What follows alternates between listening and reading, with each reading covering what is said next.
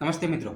શાળાનું સત્ર શરૂ થયાને થોડા જ દિવસોમાં ડિજિટલ ગુજરાતનું પોર્ટલ એક્ટિવ થઈ ગયું છે, જેની સાથે જ શિષ્યવૃત્તિ મેળવવા પાત્ર વિદ્યાર્થીઓની ડિજિટલ ગુજરાતના પોર્ટલ ઉપર શિષ્યવૃત્તિની દરખાસ્ત એટલે કે પ્રપોઝલ તૈયાર કરવાની થતી હોય છે. આ વર્ષ 2025-26 માટે શિષ્યવૃત્તિની પ્રપોઝલ તૈયાર કરતી વખતે ડિજિટલ ગુજરાતના પોર્ટલ ઉપર વિદ્યાર્થીનો OTR નંબર માંગવામાં આવે છે. હાલમાં OTR નંબર એ ડિજિટલ ગુજરાત પોર્ટલ પર નવું જ અપડેટ આવેલું છે. હવે આપને પ્રશ્ન થતો હશે કે OTR નંબર છે શું?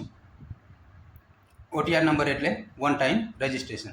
એક વખત વિદ્યાર્થી OTR નંબર મેળવી લેશે તો પછી એ જ્યાં સુધી અભ્યાસ કરશે ત્યાં સુધી ઉપયોગમાં આવવાનો છે.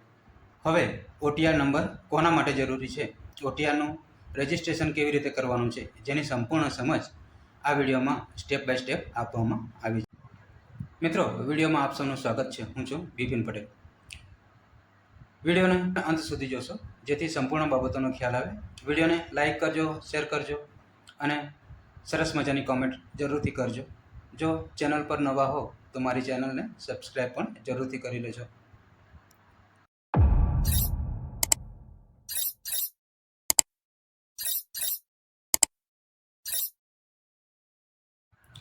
મિત્રો, જો આપ એક શિક્ષક છો, વિદ્યાર્થી છો કે વિદ્યાર્થીના માતા પિતા છો તો આપના માટે આ વિડીયો ખૂબ જ ઉપયોગી થઈ રહેવાનો છે, કારણ કે આપ OTR માટેનું રજિસ્ટ્રેશન જાતે જ કરી શકો છો. OTR નંબર એટલે કે વન ટાઈમ રજિસ્ટ્રેશન, જેના માટે આપે NSP પોર્ટલનો ઉપયોગ કરવાનો હોય છે, જે આપ બે રીતે પણ કરી શકો છો. એક છે NSP પોર્ટલ, કે જેના માટે આપે ગૂગલ ક્રોમમાં જઈ NSPની વેબસાઇટ ઓપન કરી અને ત્યારબાદ OTR માટેનું રજિસ્ટ્રેશન કરવાનું થતું હોય છે.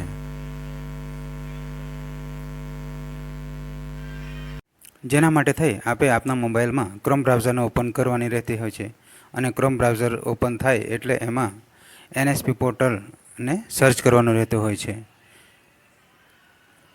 આપ આપના મોબાઈલમાં ક્રોમ બ્રાઉઝરને ઓપન કરી NSP પોર્ટલને સર્ચ કરી શકો છો. NSP સ્કોલરશિપ એવું લખાયેલું આવે છે, જેના ઉપર ક્લિક કરીશું.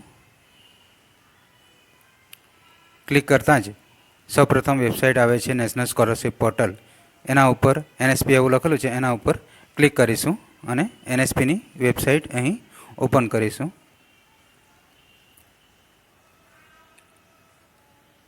NSPની વેબસાઇટ આ પ્રકારે કંઈક ખુલેલી જોવા મળશે. આપ સ્ક્રોલ ડાઉન કરીને અહીં જોઈ શકો છો. અહીં સ્ટુડન્ટ લખેલું છે, ઇન્સ્ટિટ્યૂટ ઓફિસર પબ્લિક એવું લખેલું છે. સ્ક્રોલ ડાઉન કરતાં જ નીચે કંઈક આ પ્રકારે જોવા મળશે. સ્ક્રોલ ડાઉન કરીને નીચે જોશો તો અહીં OTR એવું લખેલું જોવા મળે છે, જ્યાં ગેટ યોર OTR એવું લખેલું છે. એની નીચે સ્ક્રોલ ડાઉન કરશો, ફરી પાછું નીચે એપ્લાય નાવ એવું લખેલું આવે છે. તો એપ્લાય નાવ ઉપર ક્લિક કરવાનું રહેતું હોય છે. અહીં આપે એપ્લાય નાવ ઉપર ક્લિક કરી દેવાનું રહેતું હોય છે. ક્લિક કરતાં જ કંઈક આ પ્રકારે ફરી પાછું મેનુ ખુલશે. એમાં લોગિન વિથ આધાર અને નીચે બ્લુ કલરથી રજિસ્ટર યોર સેલ્ફ એવું લખેલું છે. તો આપે રજિસ્ટર યોર સેલ્ફ એના પર ક્લિક કરવાનું રહેતું હોય છે, કારણ કે આપે OTR નંબર રજિસ્ટર કરવાનો છે, એટલા માટે રજિસ્ટર યોર સેલ્ફ એના ઉપર ક્લિક કરવાનું રહેતું હોય છે અને આગળની પ્રોસેસ કરવાની થતી હોય છે. બીજી રીત છે પ્લે સ્ટોરમાંથી NSP OTRની એપ્લિકેશન ડાઉનલોડ કરવી અને ત્યારબાદ OTRનું રજિસ્ટ્રેશન કરવું.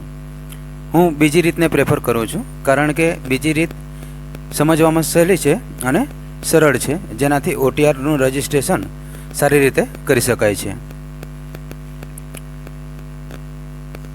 જેના માટે આપે પ્લે સ્ટોરમાંથી OTRની એપ્લિકેશન ડાઉનલોડ કરવાની રહેશે. જેના માટે આપે આપના મોબાઈલની સ્ક્રીન ઉપર આવવાનું રહેશે અને પ્લે સ્ટોર ઓપન કરવાનું રહેતું હોય છે. પ્લે સ્ટોરમાંથી આપણે NSP OTRની એપ્લિકેશન ડાઉનલોડ કરવાની રહેતી હોય છે.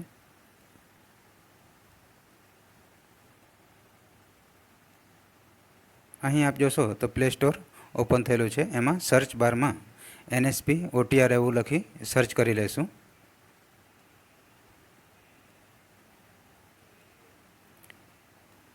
સર્ચ કરતાં જ કંઈક આ પ્રકારે NSP OTR અહીં દેખાશે. આ પ્રકારનો કંઈક સિમ્બોલ રહેતો હોય છે જે આપણે અહીંથી ઇન્સ્ટોલ કરી લેવાનું હોય છે. મારા મોબાઈલમાં પહેલેથી જ ઇન્સ્ટોલ છે એટલે અહીં ઓપન લખેલું દેખાય છે. આપણે એ એપ્લિકેશન ઇન્સ્ટોલ કરી લેવાની થતી હોય છે. એની સાથે સાથે જ બીજી એક એપ્લિકેશન પણ ડાઉનલોડ કરવાની થતી હોય છે જે એપ્લિકેશન છે ફેસ આધાર આરડી. એ એપ્લિકેશન પણ અહીંથી આપણે સર્ચ કરી લેવી અને એને પણ ઇન્સ્ટોલ કરવાની રહેતી હોય છે. કુલ 2 એપ્લિકેશન ઇન્સ્ટોલ કરવાની રહેતી હોય છે. એના માટે એ એપ્લિકેશન પણ અહીંથી સર્ચ કરી લઈશું. ટાઈપ કરીશું ફેસ આધાર આરડી.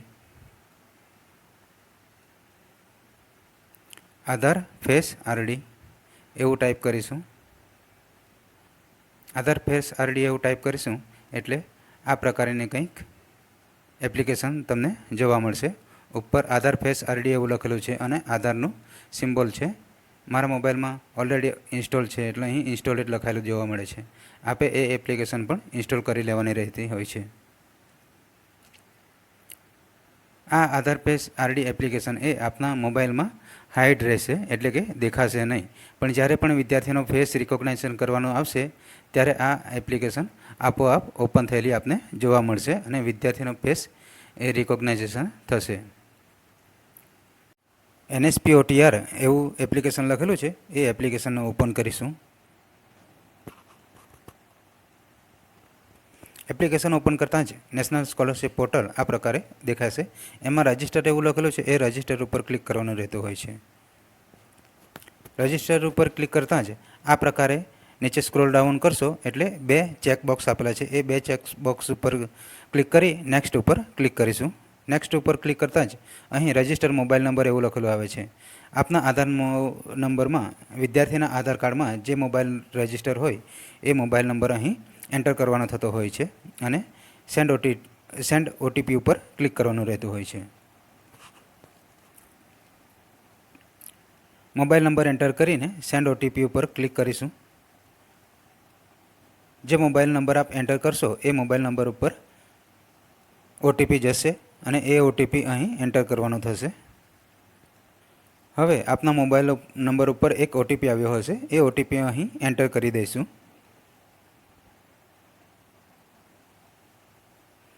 નીચે ઇમેજ કેપ્ચા એવું લખેલું છે. જે પ્રમાણે કેપ્ચા આપેલા હોય એ પ્રમાણે અહીં કેપ્ચા એન્ટર કરવાના થતા હોય છે. કેપ્ચા એન્ટર કરી નેક્સ્ટ ઉપર ક્લિક કરીશું.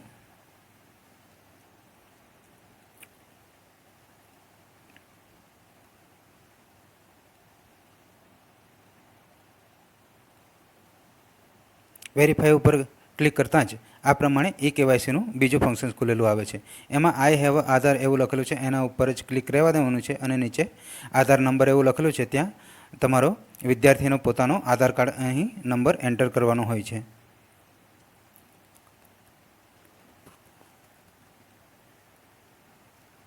આધાર કાર્ડ નંબર એન્ટર કરી નેક્સ્ટ ઉપર ક્લિક કરશો અને નીચે સ્ક્રોલ ડાઉન કરી આઈ એગ્રી ઉપર ક્લિક કરશો એટલે આ પ્રકારે વિદ્યાર્થીનો ફેસ રિકોગ્નાઇઝેશન ઓપન થયેલું અહીં દેખાશે. અહીં માટે આધાર ફેસ આરડી એપ્લિકેશન જે છે એ અહીં ઓપન થઈ જશે અને આ રાઉન્ડ બોક્સમાં વિદ્યાર્થીનો ફેસ આવે એ પ્રમાણે વિદ્યાર્થીને રાખવાના રહેશે. વિદ્યાર્થીને આ રાઉન્ડ બોક્સમાં ગ્રીન કલરનું થાય ત્યાં તેવી રીતે સેટ કરવાના થશે અને વિદ્યાર્થીની આંખ બ્લિંક કરાવવાની રહેશે. વિદ્યાર્થીની આંખ બ્લિંક કરાવવાની સાથે જ અહીં એનો ફેસ રિકોગ્નાઇઝેશન થઈ જશે અને આ પ્રકારે કંઈક મેનુ આવશે. અને અહીં બેંક સાથેનું જે NPCI જે છે એટલે કે બેંક સાથેની પણ KYC ઓકે થઈ ગયેલી બતાવે છે. આ પ્રકારે વિદ્યાર્થીની અહીં ડિટેલ હોય છે. અહીં નીચે સ્ક્રોલ ડાઉન કરતાં એન્ટર ડિટેલ એવું લખેલું આવે છે. એમાં મધર નેમ એવું લખેલું છે. અહીં વિદ્યાર્થીના માતાની ડિટેલ એટલે કે વિદ્યાર્થીના માતાનું નામ અહીં લખવાનું થાય છે. એની નીચે વિદ્યાર્થીના પિતાનું નામ લખવાનું હોય છે. વિદ્યાર્થીના માતાનું નામ લખી ત્યારબાદ વિદ્યાર્થીના પિતાનું નામ અહીં લખવાનું થતું હોય છે.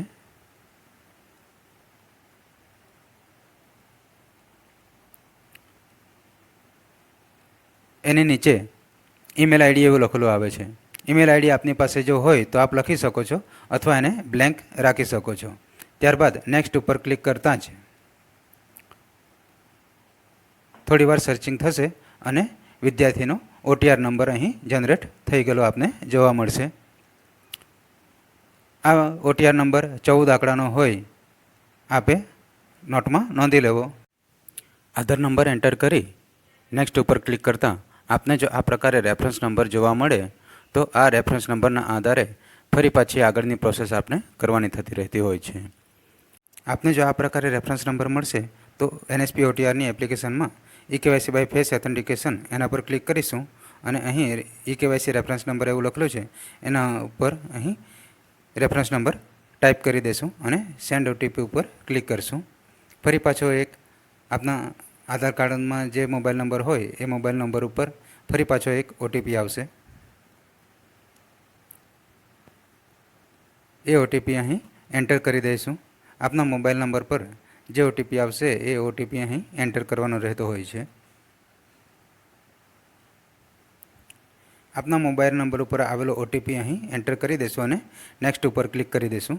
નેક્સ્ટ ઉપર ક્લિક કરતાં જ ફરી પાછો અહીં વિદ્યાર્થીની ડિટેલ દેખાશે અને પ્રોસીડ ફોર ઓથેન્ટિકેશન એવું લખેલું આવશે, જ્યાં ફરી પાછી આધાર ફેસ RD એપ્લિકેશન ઓપન થઈ જશે અને વિદ્યાર્થીનો ફેસ અહીં રિકોગ્નાઇઝેશન કરવાનો રહેશે. વિદ્યાર્થીનો ફેસ રિકોગ્નાઇઝેશન થઈ જતાં આ પ્રકારે કંઈક OTR નંબર ખુલેલો જોવા મળે છે, જે આપે નોંધી લેવો. મિત્રો, OTR નંબર રજિસ્ટ્રેશન માટેનો કંઈ પણ પ્રશ્ન હોય તો મને કમેન્ટ બોક્સમાં જરૂરથી જણાવી શકો છો. સરસ મજાની એક લાઇક કરી દેજો, વિડીયોને શેર કરજો અને જો ચેનલ પર નવા હો તો મારી ચેનલને સબસ્ક્રાઈબ પણ જરૂરથી કરી લેજો. ફરી મળીશું નવા જ આવા એક વિડીયો સાથે. Thank you very much.